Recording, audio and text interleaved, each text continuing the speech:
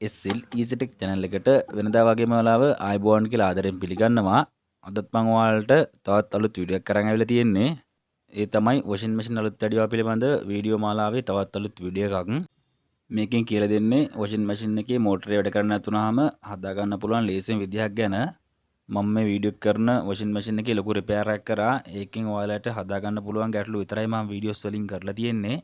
Video කිරුතුරු නැදී සිටින්න මගේ channel එකට අලුත් කෙනෙක් නම් දැම්ම subscribe එකක් දාලා channel එකත් එක්ක එකතු වෙන්න. හොඳයි එහෙනම් අපි දැන් වීඩියෝ එකට යමු.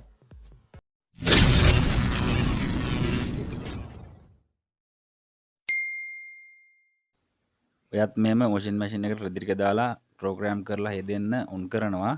එතකොට වතුර ටික අරගෙන ඉවර වෙලා මෝටරේ කැරගෙන්න ඕන.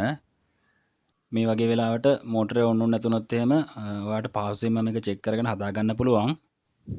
මේ විදියට පිටපස්ස තියෙන කවරේ ගලව ගන්න. ඒකේ ඇන 4ක් හෝ 3ක් දාලා තියෙන්නේ.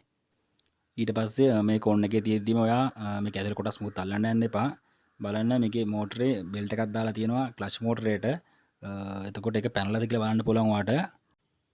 ඒ වගේ වෙලාවට නම් ප්ලැට් එකක් වගේ දෙයක් භාවිතා කරලා බෙල්ට් එක ඇතුලේ දාගන්න පුළුවන්. ඔයාට මෙන්න මේ වගේ ගැටලුවක් ආවොත් නම් මේකේ බෙල්ට් එක පාන්නලා ඉවර වෙලා ප්ලැට් එකක් වගේ දෙයක් භාවිතා කරලා ඔයාලට පන්න ගන්න පුළුවන්. එහෙම කරලා ඔයාලට බලන්න පුළුවන් මෝටරේ නිකන් කැරගෙනවද කියලා. ඒ කියන්නේ බෙල්ට් එක නැතුව මෝටරේ විතර නිකන් කැරගෙනවද කියලා බලන්න පුළුවන්. එහෙම කැරගෙන්නේ නැත්නම් ඔයා මේකේ කැපැසිටර් එක කියලා කොටසක් තියෙනවා. ඔයාලට මම පෙන්නන්නම්. ඒ කොටස මාරු කරලා බලන්න වෙනවා මෝටරේ වැඩ කරනවද කියලා. මේ වගේ වෙලාවට නම් ගොඩක් වෙන්නේ කැපැසිටර් එක යන පිච්චෙන එක. ඔයාලට දැන් බලා ගන්න පුළුවන් මේකේ කැපැසිටර් එක ඒක ටිකක් තියෙන්නේ උඩ පැත්තට වගේ තමයි හයි කරලා තියෙන්නේ මේ washing machine වල. මෙන්න මෙතන මේ ඇනේ ගලවපුවාම තමයි ඒ කොටස එළියට ගන්න පුළුවන් වෙන්නේ. මේ විදියට මම ලිස්කෘප් ප්‍රේනක් භාවිතා කරලා මේක ඇනේ මම ගලවගත්තා. මේ කොටස් ටික ගලවද්දී නම් ඔයා විදුලිය විසන්ධි කරලා ඉන්න ඕන. ඔයාලට පේනවා ඇති මෙන්න මේක තමයි කැපැසිටර් එක. සමහර වෙලාවට මෙයා පිච්චුනහම මේ කොටස ඉද්දිම එනවා. එහෙම නැති අවස්ථාවක් තියෙනවා. කිසිම වෙනසක් වෙන්නේ නැතුව පිච්චිලා යන අවස්ථාවක් තියෙනවා. මේක අලුතෙන් දාන්න උනොත් එහෙම ඔයාලට පේනවා ඇති මේකේ UF 11 කියලා ගහලා තියෙනවා. ඒ අගේ කියලා තමයි ගන්න ඕන. එහෙමත් නැත්නම් මේකේ ක්ලිප් එක ගලවන ඉවරලා මේක වෙළඳ පොලට අරන් ගිහිල්ලා පෙන්නලා ගන්නත් පුළුවන්. ඔයාට මේ ගැන ලොකු අවබෝධයක් නැත්නම් මේක වෙළඳ පොලට පෙන්නලා ගන්න එකම තමයි හොඳ. ඔයාට විශේෂයෙන්ම දෙයක් කියන්න ඕන මේක ගලවන්න කලින් මෙන්න මේ දෙක ෂෝට් කරලා බලන්න. ඒ කියන්නේ මේ ක්ලිප් දෙක ෂෝට් කරන්න. ඒ කියන්නේ මේකේ විදුලිය ගබඩා වෙලා තියෙන්න පුළුවන්. ඔයාලට පේනවා ඇති මම භාවිතා කරලා තියෙන අඬුවක්. අඬුවෙන් හැබැයි මේකේ රබර් ආවරණය තියෙන හින්දා අපේ අතට ස්පර්ශ වෙන්නේ නැහැ. එකපාරක් ඒ විදිහට කරලා බලන්න සමහරට විදුලිය ගබඩා වෙලා තිබ්බොත් ටොස් ගාලා පොඩ්ඩක් සද්දයක් ඇහෙනවා.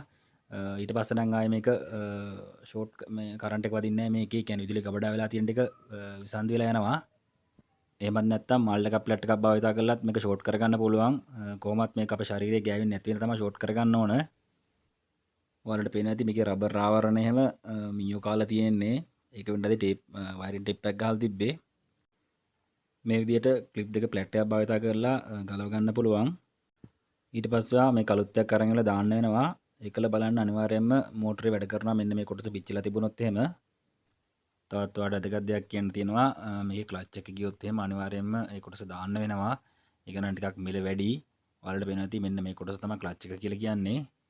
ඔයාට මම අර කලින් කිව්ව කැපැසිටර් එක මිලදී ගන්න යන කලින් අනිවාර්යෙන් බෙල්ට් එක ගලවලා ඔන් කරලා බලන්න.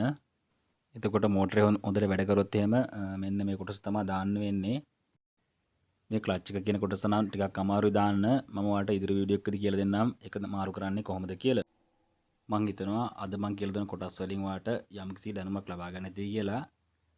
ඔයාලත් මේ වීඩියෝ එකට කැමති නම් ලයික් කරන්න, කමෙන්ට් කරන්න, ඒ වගේම අනිත් අයට බලා ගන්න ෂෙයා කරන්න. අමතක නොකර මගේ channel එක subscribe කරලා තියාගන්න. තවත් ඉදිරි වීඩියෝ එකකින් අපි හමු වෙමු.